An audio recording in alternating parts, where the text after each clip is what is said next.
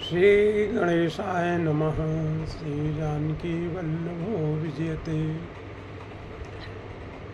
रकुल रूपी कमल के खिलाने वाले सूर्य श्री रामचंद्र जी इस प्रकार लोगों को मार्गों में सुख देते हुए, लोगों से बात करते हुए, लोगों को सुख देते हुए, लोग उनके सौंदर्य का, उनके शरीर का, उनको दर्शन करके लोग लाभान्वित हो रहे हैं, उनका शरीर पुलकित हो रहा है, रोमांच हो रहा है, सुख पा रहे हैं। ऐसे सुख देते हुए सीताराम, लक्ष्मण और श्री रामचंद्र जी वन को चले जा रहे हैं।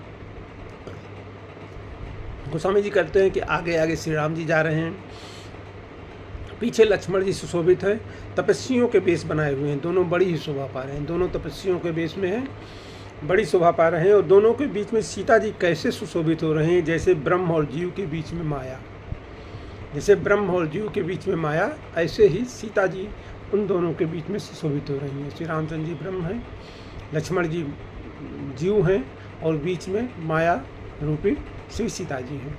श्री सीता जी माया नहीं है, लेकिन श्री सीता जी को ऐसा स्वामी जी ने कहा कि श्री सीता जी और श्री राम जी ब्रह्म स्वरूप ही हैं, और श्री लक्ष्मण जी भी ब्रह्म स्वरूप हैं। सब ब्रह्म स्वरूप हैं। श्री रामचंद्र जी, सीता जी एक ही है।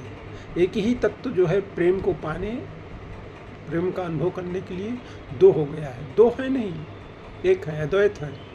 लेकिन प्रेम का अनुभव करने के लिए, प्रेम के लिए दो होना चाहिए ना, बगैर दो के कैसे प्रेम हो सकता है। ब्रह्म तो ऐसे आत्मा राम होता है, आत्मा में ही रमण करता है। लेकिन जब प्रेम का अनुभव करना होगा तो दो होना चाहिए, प्रेमी और दो होने चाहिए, प्रेमी और प्रेम का, प्रेम करने वाला और प्रेमास्पद जो है। तो यहाँ पे गोस्वामी जी करें ऐसे सुशोभित हो रहे जैसे ब्रह्म और जीव के बीच में माया। फिर जैसी छब मेरे मन में बस रही उसको कहता हूँ।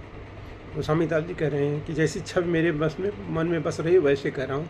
मानो बसंत ऋतु और कामदेव के बीच में रति शोभित हो। बसंत ऋतु और कामदेव के बीच में रति जो है शोभित हो। कह रहे फिर अपने हृदय में खोज कर उपमा कहता हूँ कि मानो बुध और चंद्रमा के बीच में चंद्रमा की स्त्री सो रही हो। बुध और चंद्रमा के बीच में चंद्रमा की स्त्री सो रही।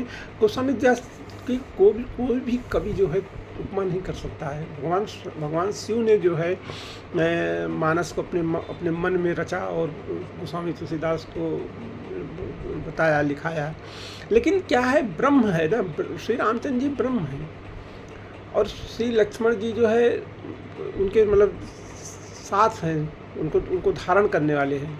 और श्री सीता जी जो है वो उन्हीं की वही है, मतलब श्री राम जी ही हैं। श्री राम जी ही दो रूप में विभक्त हो गए हैं प्रेम पाने के लिए, प्रेम का अनुभव करने के लिए। राधा और कृष्ण दो तत्व नहीं है, एक ही तत्व है। लेकिन प्रेम का अनुभव का चाहिए था। ब्रह्म जो है, ब्रह्म जो ये सृष्टि का निर्माण, जगत का निर्माण ही ऐसे लगा कि ब्रह्म अकेला ऊब गया था। उसको फिर लगा कि प्रेम का अनुभव होना चाहिए। प्रेम का अनुभव के बगैर जो है वो नहीं आ रहा था। तो प्रेम का अनुभव लेने के लिए वो अपने से दो हो गया। एको हम बहुत श्याम, एक मैं बहुत हो जाऊं। तो पहले एक से दो हुआ, तो एक से जब दो हुआ तो वही जो है कृष्ण राधा हुए, वही सीताराम हुए। तो वो खाली प्रेम का अनुभव पाने के लिए, प्रेम का अनुभव करने के लिए ही हुए, बाकी कोई उनका मतलब वो नहीं है। और सीताराम की जोड़ी में प्रेम ही प्रेम है भगवान की। और नरलीला है, भगवान ने लीला के लिए किया, लेकिन जो सीताराम की जोड़ी वो प्रेम के लिए ही है। ऐसे उनका जो अंतःपुर का प्रेम है उसमें जो है सखियों, वही जो जैसा श्री कृष्ण का है, श्री कृष्ण राधा का प्रेम, वैसा ही सीताराम से। तो वो उपमा बनती नहीं है कोई, मतलब कभी खुद संतुष्ट नहीं होता है कि चंद्रमा के पुत्र और चंद्रमा के बीच में चंद्रमा की स्त्री, ब्रह्म और जीव के बीच में माया, बसंत ऋतु और कामदेव के बीच में कामदेव की स्त्री। वो बात बनती नहीं है, कभी खुद ही संतुष्ट नहीं हो रहा कि मैं क्या कहूँ, क्योंकि कहा नहीं जा सकता ना। जिस चीज़ को आप कह नहीं सकते तो उसको कैसे कहा सकता है। जैसे कहा जाए कि गुड़ मीठा होता, आपने लिख दिया मीठा, एक शब्द आ गया, लेकिन मीठा कैसा होता वो किसी को पता चलेगा थोड़ी। मीठा कैसा होता है क्योंकि जीभ जानती है ना मीठा कैसा होता है। तो वो जो है उसका वर्णन नहीं कर पा रही है, तो वर्णन होता नहीं है। मतलब गोस्वामी तुलसीदास तो, लेकिन ब्रह्म के मतलब ऐसा प्रभु श्री रामचंद्र जी के चरण चिन्हों के बीच में पैर रखते हुए सीता जी चल रही हैं कि कहीं भगवान के चरण चिन्हों पर पैर टिक न जाए। इस बात से डरती हुई सीता जी ऐसे चल रही हैं कि जो भगवान के चरण चिन्ह उनके बीच बीच में अपना पैर रख रही हैं। और श्री लक्ष्मण जी सीता जी के चरण चिन्हों और रामचंद्र जी के चरण चिन्हों से अपने आप को थोड़ा दाहिने रख के चल रहे हैं। श्री राम जी ने एक चरण रखा, एक चरण आगे रखा, बीच में जो जगह उसमें सीता जी अपने चरण रख के चल रही हैं। और श्री लक्ष्मण जी के उनके चरण चिन्हों पर हमारे चरण न पड़ जाए, अब तो अपने आप को थोड़ा सा दाहिने रख के चल रहे हैं, जिससे उनके चरण चिन्हों पर अपने चरण मर्यादा है भगवान की। श्री राम जी, लक्ष्मण जी और सीता जी की सुंदर प्रीति वाणी का विषय नहीं है, अतः वो कैसे कही जा सकती है। पक्षी और पशु भी उस छवि को देखकर मग्न हो जाते हैं। पथिक रूप में श्री रामचंद्र जी ने उनके भी चित्त को चुरा लिया है। प्यारे पथिक सीता जी सहित दोनों भाइयों को जिन जिन लोगों ने देखा, उन्होंने भाव का आगम मार्ग बिना ही परिश्रम के तय कर लिया। भाव का आगम मार्ग मतलब जन्म मृत्यु रूपी संसार से भटकने का जो मार्ग होता है, भयानक मार्ग होता है, उसको तय कर लिया। अर्थात वह आवागमन के चक्र से छूटकर ही मुक्त हो गए। आज भी जिसके हृदय में स्वप्न में भी कभी लक्ष्मण, सीता, राम तीनों बटोही आ बसे, तो वो भी श्री राम जी के परम धाम को, उस मार्ग को पा जाएगा जिस मार्ग को कोई बिरले भी मुनि पाते हैं। अभी कोई भी श्री राम जी, सीता जी और लक्ष्मण जी का बटोही रूप में अगर उनके हृदय में स्वप्न में भी आ जाए, स्वप्न में भी भगवान के दर्शन हो जाए उस रूप के, तो वो परम धाम को जाएगा। तब श्री रामचंद्र जी सीता जी को थकी जानकर और समीप ही एक बड़ का वृक्ष और ठंडा पानी देखकर उस दिन वहीं ठहर गए। वो दिन वहीं पे ठहर गए। कंदमूल फल खाकर रात भर वहाँ रहकर प्रातःकाल स्नान करके श्री रामनाथ जी आगे चले। सुंदर वन, तालाब और पर्वत देखते हुए प्रभु श्री रामचंद्र जी वाल्मीकि जी के आश्रम में आए। वाल्मीकि जी के आश्रम में आगे भगवान जो श्री रामचंद्र जी ने देखा कि मुनि का निवास स्थान बहुत सुंदर है, जहाँ सुंदर पर्वत, वन और पवित्र जल है। सरोवरों में कमल और वनों में वृक्ष फल फूल रहे हैं और मकरंद रस में मस्त हुए भौरे सुंदर गुंजान कर रहे हैं। बहुत से पक्षी और पशु कोलाहल कर रहे हैं। बैर से रहित होकर प्रसन्न मन से सब विचर रहे हैं, एक दूसरे से बैर नहीं कर रहे हैं। पवित्र और सुंदर आश्रम को देखकर कमल नयन श्री रामचंद्र जी बहुत हर्षित हुए। रघुश्रेष्ठ श्री रामचंद्र जी का आगमन सुनकर मुनि वाल्मीकि जी उन्हें लेने के लिए आगे आए। श्री रामचंद्र जी ने मुनि को दंडवत प्रणाम किया। विप्रश्रेष्ठ मुनि ने उन्हें आशीर्वाद दिया। श्री रामचंद्र जी की छवि को देखकर मुनि के नेत्र शीतल हो गए। सम्मानपूर्वक मुनि उन्हें आश्रम में ले आए। श्रेष्ठ मुनि श्री वाल्मीकि जी ने प्राण प्रिय अतिथियों को पाकर उनके लिए मधुर कंद, फल और मूल और फल मंगवाए। श्री सीता जी, श्री रामचंद्र जी और श्री लक्ष्मण जी ने फलों को खाया। तब मुनि ने उनको सुंदर स्थान बतला दिए, विश्राम करने के लिए सुंदर स्थान बतला दिए। मुनि श्री राम जी के पास बैठे हैं और उनकी मंगल मूर्ति को नेत्रों से देखकर वाल्मीकि जी के मन में बड़ा आनंद हो रहा है। तब श्री रघुनाथ जी कमल सदृश हाथों को जोड़कर कानों को सिक देने वाले वचन मुनि जी से बोले, कह रहे हैं कि हे मुनिनाथ, आप त्रिकालदर्शी हैं। हे मुनिनाथ, आप त्रिकालदर्शी हैं। संपूर्ण विश्व आपके हथेली पर रखे हुए बेर के समान है। जैसे कोई बेर आपके हथेली पे रखा हो तो आप उस बेर के बारे में सब कुछ जानते हैं, ऐसे ही जो ये संपूर्ण विश्व है वो आपकी हथेली पे रखे हुए बेर के समान है। आप उस संपूर्ण विश्व के बारे में सब कुछ जानते हैं, त्रिकाल जानते हैं, भूतकाल भी जानते हैं, भविष्यकाल भी जानते हैं, वर्तमान तो जानते ही हैं।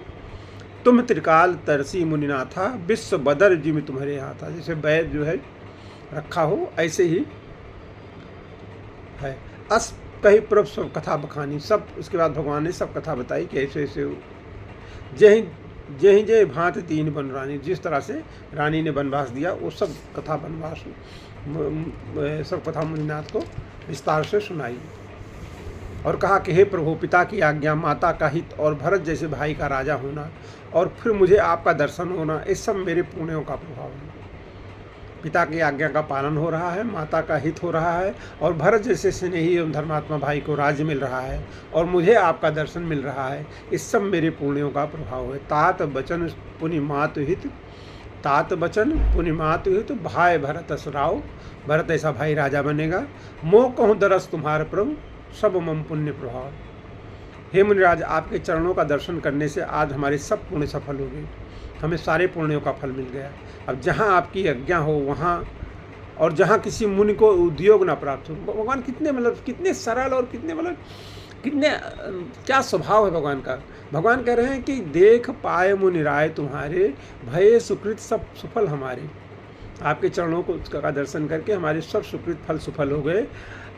अब जहाँ राउर आयस हुई, भगवान कह रहे हैं जहाँ आपकी आज्ञा हो, हे महाराज, हे राजा, हे राउर, आपकी जहाँ आज्ञा हो। फिर भगवान कह रहे हैं मुनि उद्वेग न पावे कोई, और किसी मुनि को उद्वेग न हो। हमारे रहने से किसी मुनि को मतलब जो है परेशानी ना हो। भगवान कितना ख्याल रख रहे हैं कि हमारे रहने से किसी मुनि को परेशानी ना हो, और आपकी जहाँ आज्ञा हो, मुझे ऐसा स्थान बताइए रहने के लिए।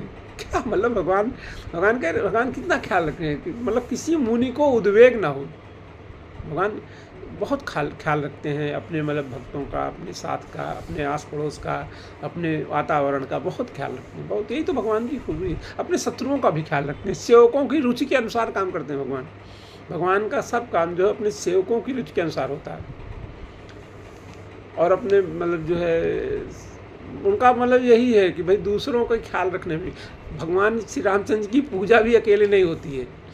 भगवान जो रामचर्या पूजा होती है उसमें 18 घंटे लगते हैं, और भगवान के सब मित्रों के, परिवारजनों के, साधु संतों के, उनके चाहने वालों के सब की पूजा होती है, फिर भगवान की पूजा होती है। भगवान श्री रामचंद्र जी ऐसे भगवान है, तो उनकी अकेली पूजा भी नहीं स्वीकार करते हैं। भगवान को प्रणाम करना हो तो 40 और लोगों को प्रणाम करना पड़ता है, तब भगवान को प्रणाम स्वीकार होता है। ऐसा स्वभाव है भगवान का। भगवान को ऐसा स्वभाव है कि सबका हित, सबकी संतुष्टि, सबका मतलब जो है सर्वजन हिताय, सर्व प्राणी मतलब कोई जीव भी असंतुष्ट नहीं होना चाहिए, सबके हित के लिए भगवान जो है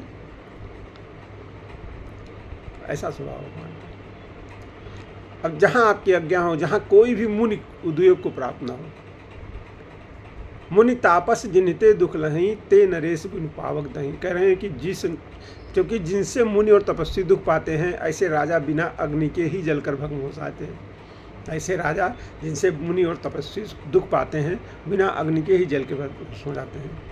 मंगल मूल विप्र परतेषु, दहाय कोटि कुल भूषण रोसु। ब्राह्मणों का संतोष सब मंगलों की जड़ है। भगवान करें ब्राह्मणों का संतोष सब मंगलों की जड़ है, और भूदेव ब्राह्मणों का क्रोध करोड़ों कुलों को भस्म कर देता है। कह रहे हैं ऐसा हृदय में समझकर वह स्थान बतलाइए जहाँ मैं लक्ष्मण और सीता सहित जाऊँ, और वहाँ सुंदर पत्तों और घास की कुटी बनाकर हे दयाल कुछ समय निवास करूँ।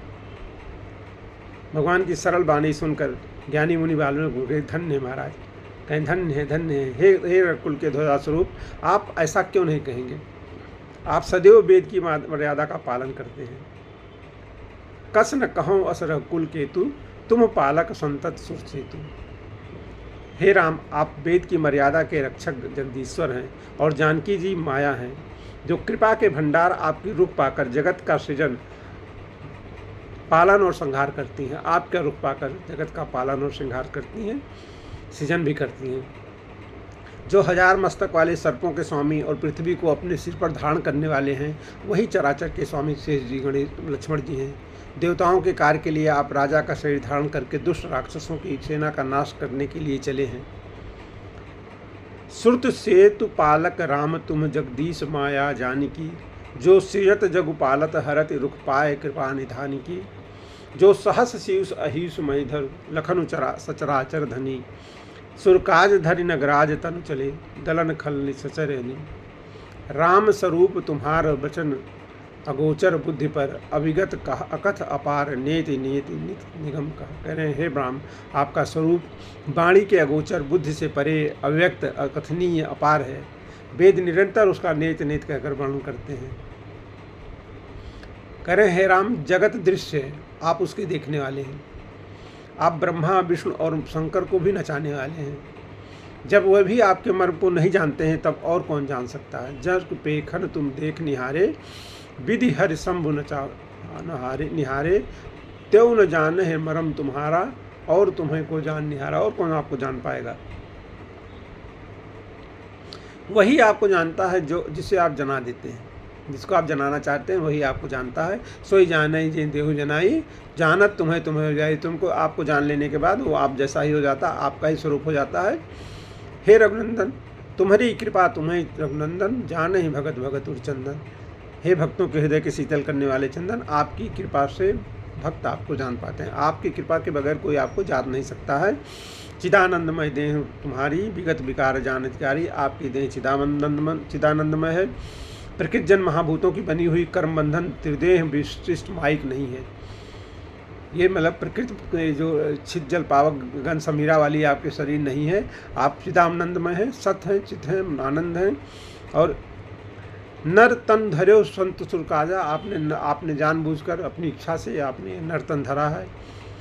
कहूँ करहूँ, और आप ऐसा कर रहे हैं। कहूँ करहूँ जस प्रकृति राजा, जैसे प्राकृतिक राजा लोग जो इस प्रकृति के राजा हैं जैसा करते हैं वैसा आप कह रहे हैं। हे राम, आपके चरित्रों को देख और सुनकर मूर्ख लोग तो मोह को प्राप्त होते हैं और ज्ञानी जन सुखी होते हैं। आपको देखकर मूर्ख लोग समझते हैं कि राजा के लड़के हैं, लेकिन जो ज्ञानी है वो जान जाते हैं कि आप चिदानंद स्वरूप ब्रह्म ही हैं। आप जो कुछ कहते हैं करते हैं सब सत्य है ये, क्योंकि जैसा स्वांग भरे वैसा ही नाचना भी तो चाहिए। इस समय आप मनुष्य रूप में हैं, अतः मनुष्य उचित व्यवहार करना ठीक ही है। तुम जो कहो करो सब साचा, जस काछे तस चाहे नाचा। जैसा स्वांग भरा जाता है वैसा नाच भी करना पड़ता है।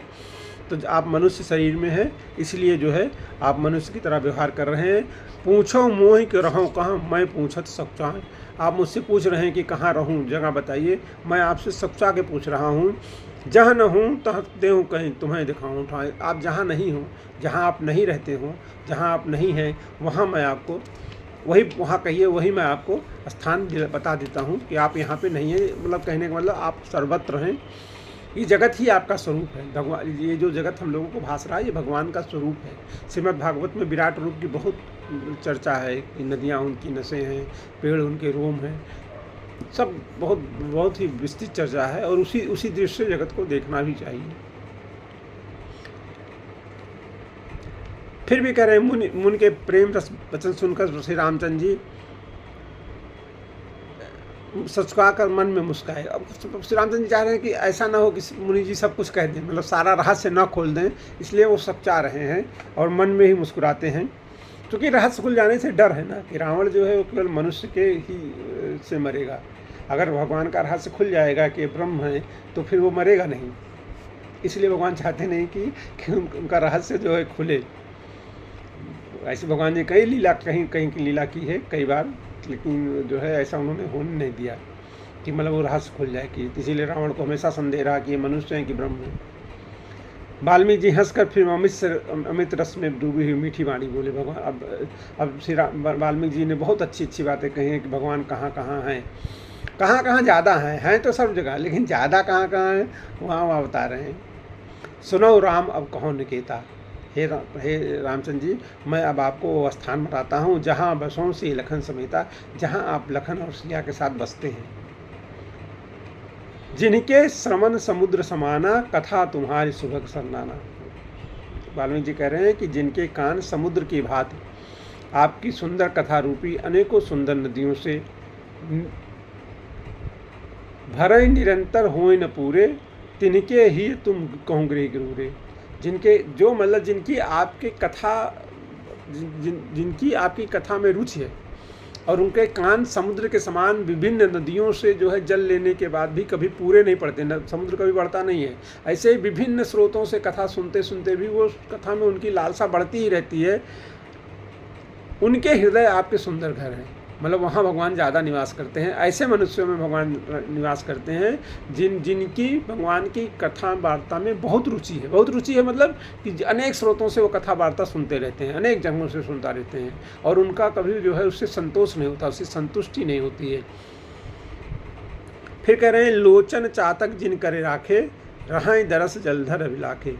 जिन्होंने अपने नेत्रों को चातक बना रखा है, जो आपके दर्शन रूपी मेघ के लिए सदा लालायित रहते हैं। जैसे चातक जो है मेघ के दर्शन के लिए लालायित रहता है, वैसे जिन्होंने आपको दर्शन के लिए चातक की तरह सदैव लालायित रहते हैं, तथा जो भारी भारी नदियों समुद्रों और झीलों का अनादर करते हैं। निदरय सरित सिंधु सरभारी, रूप बिंदु जल होए सुखारी।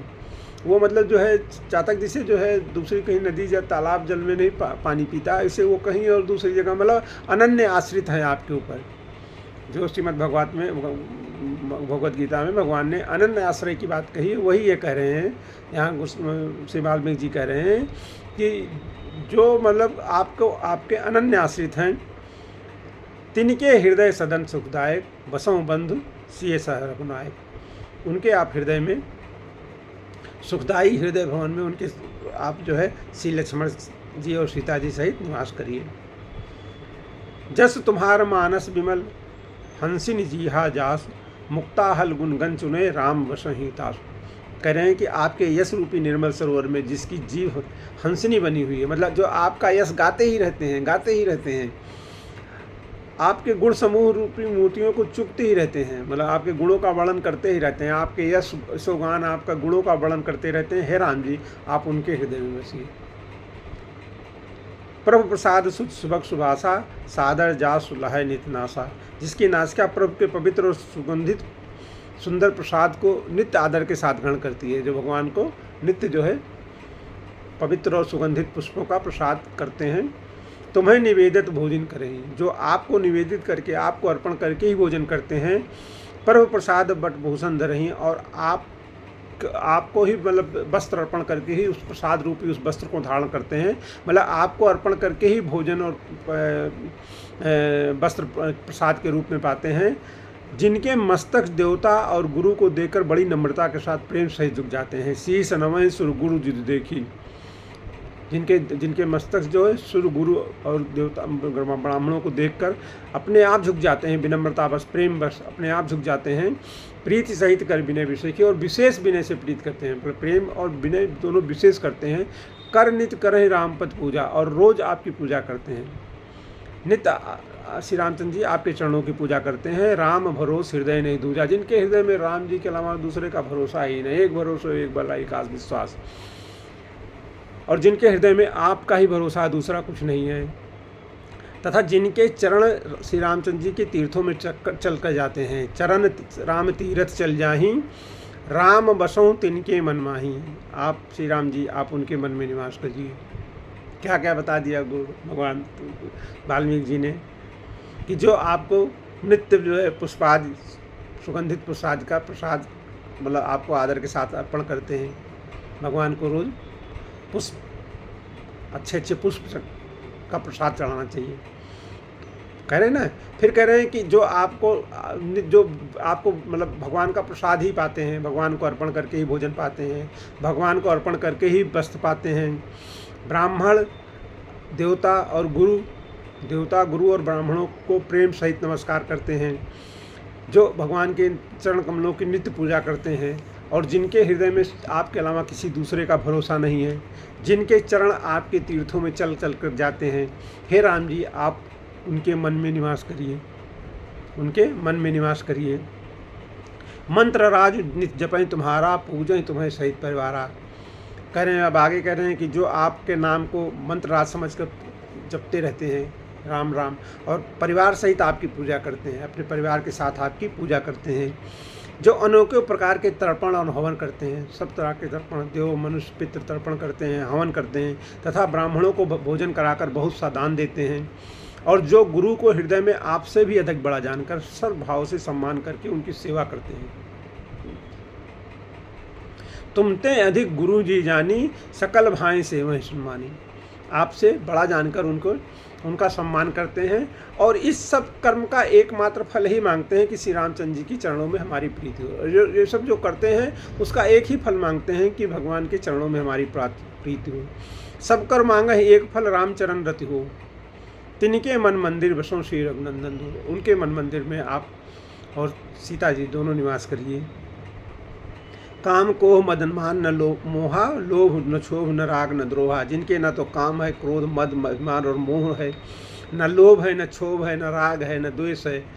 जिनके कपट दम्भ नहीं माया, जिनके न कपट है, न दम्भ है, न माया है, तिनके हृदय बसों रघुराया। उनके हृदय में रघुराज आप निवास करिए। सबके प्रिय सबके हितकारी, जो सबका प्रिय चाहते हैं, सबका हित करने वाले हैं। जिन्हें दुख सुख सरिस प्रशंसा गारी, जिन्हें दुख सुख तथा प्रशंसा और गाली निंदा सब समान है। जो भगवान ने कहा है गीता में कर्मयोग, जो विचार कर सत्य और प्रिय वचन बोलते हैं, कहाँ है सत्य प्रिय वचन विचारी, जागत सोवत सन, तुम्हारी जो जागते सोते हर समय आपके शरण में है, आपके शरणम में, आपके शरण में जो है, हरि शरणम हरि शरणम। और आपको छोड़कर जिनकी कोई दूसरी गति नहीं, जिनका कोई दूसरा आश्रय नहीं है, तुम्हें क्षणगत दूसर नहीं। आश्रय की बात बार बार आ रही कि आपके ही चरणों में खाली आश्रय हो, आपके चरणों में आश्रय हो, आपके चरणों में आश्रय हो और अनन्य आश्रय हो, एक ही जैसा कि आपके सिवा और कोई दूसरा मेरा नहीं है।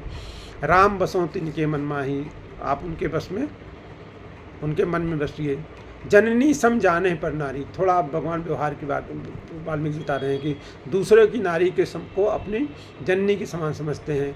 धन पराओ विषते विष भारी, और दूसरे के धन को विष से भी बड़ा विष समझते हैं, दूसरे का धन नहीं छूते हैं, नहीं लेते हैं।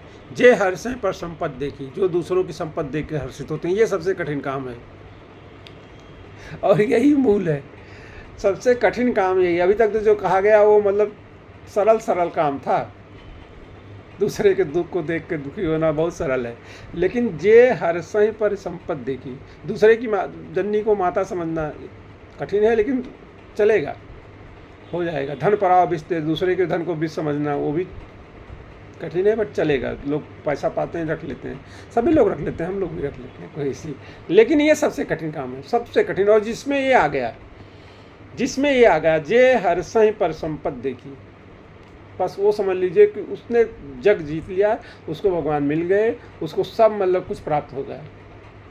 जे हर्षें पर संपत्ति देखी, दुखित हुए पर विपत विषय की, दूसरे के दुख को देखकर दुखित होना ठीक है, लेकिन इसमें कह रहे हैं विशेष रूप से दुखी होते हैं। दूसरे के दुख से दुखी हो जाना ये साधारण बात है। किसी का दुख जो है, मनुष्य हृदय भगवान का मतलब मनुष्य हृदय है, तो दूसरे के दुख से दुख हो जाना ठीक है, क्षणिक हो जाता है। लेकिन भगवान कह रहे हैं कि विशेष, यहाँ वाल्मीकि भगवान कह रहे हैं कि विशेष रूप से दुखी होना है। दुखित हुए पर विपत विषय की, ये बहुत ये सबसे समझ लीजिए कठिन लाइन है। और यही जो है क्या कहेंगे, बेंचमार्क है, यही बेंचमार्क है। जे हर्षें पर संपत्ति देखी, ये बेंचमार्क है कि अगर दूसरे की संपत्ति देख के हर्ष हो रहा है तो समझ लीजिए कि बस काम बन गया है। दुखित हुए पर विपत विषय की, दूसरे की दुखत में विपत में विशेष दुखी होना।